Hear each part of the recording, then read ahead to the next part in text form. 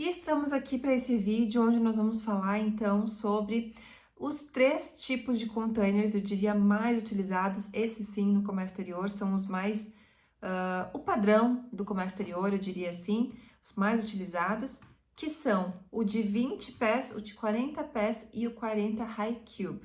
Então, nesse vídeo aqui eu vou te mostrar um pouco mais das imagens, falar das medidas e das particularidades de cada um. Bora lá?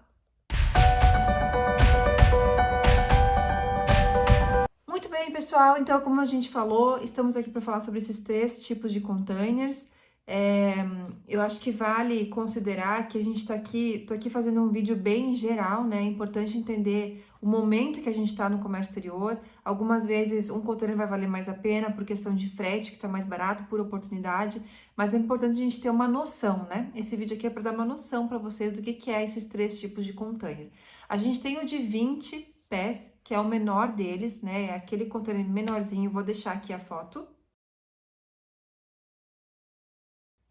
E esse container, ele é muito utilizado para produtos, no geral, secos, né?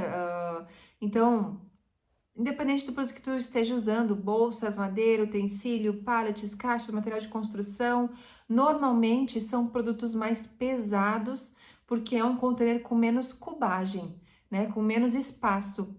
Então, por a gente ter limite de peso de aproximadamente 22 a 23 toneladas, mesmo no container maior, então, quando a gente exerce um limite de peso, é melhor utilizar um container menor, que vai pagar menos, até porque o limite já foi estourado ali, né? Então, é isso que é importante entender. Normalmente, o container de 20 ele é utilizado para produtos mais pesados.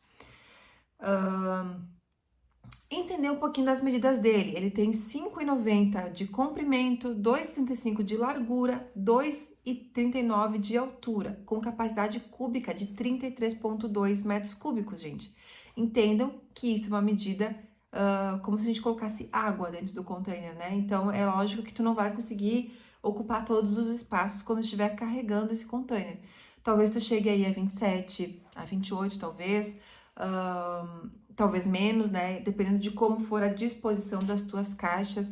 É por isso que muitos exportadores, ou importadores, quando vão fazer a estufagem ali do container na primeira vez, pode ser que tenha algumas diferenças em relação ao que tinha estimado, porque não leva em consideração que a gente tem um espaço de container e muitas vezes o carregador ele começa com algumas caixas, deveria ter começado com outras, e quando tá lá no final colocando as últimas caixas, vê que ficou alguma coisa de fora.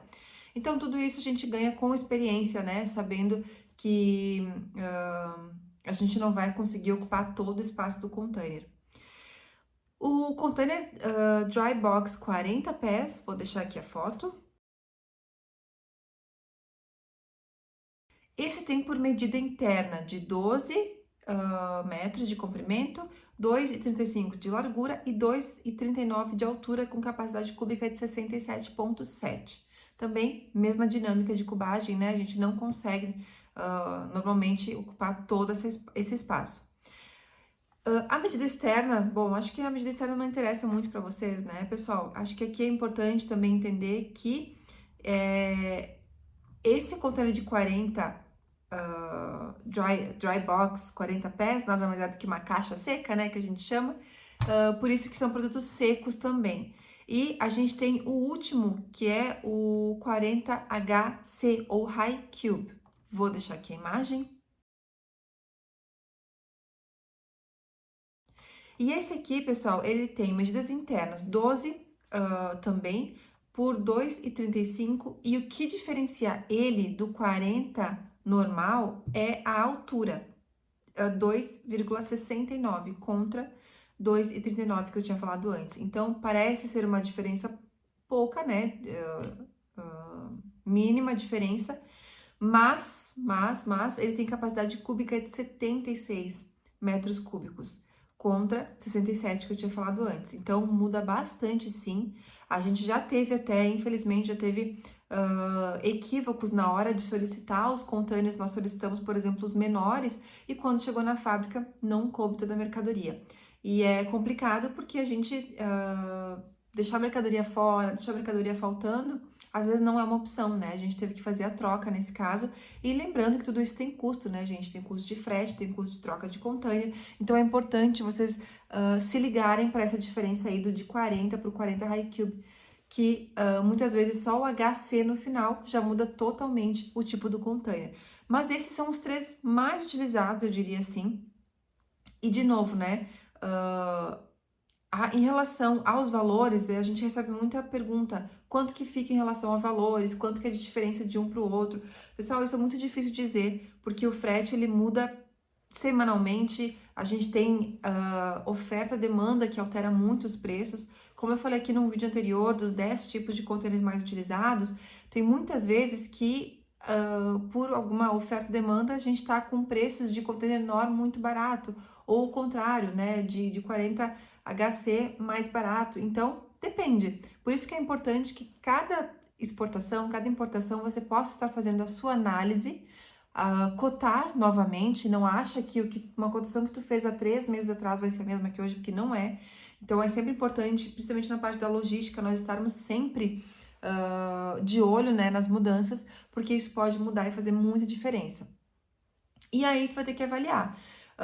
Normalmente, cargas mais pesadas, como eu estava falando, são os contêineres menores, por eles terem um limite de peso praticamente igual ao dos maiores. E cargas já mais volumosas, a gente vai para o container maior e normalmente são menos pesados, né?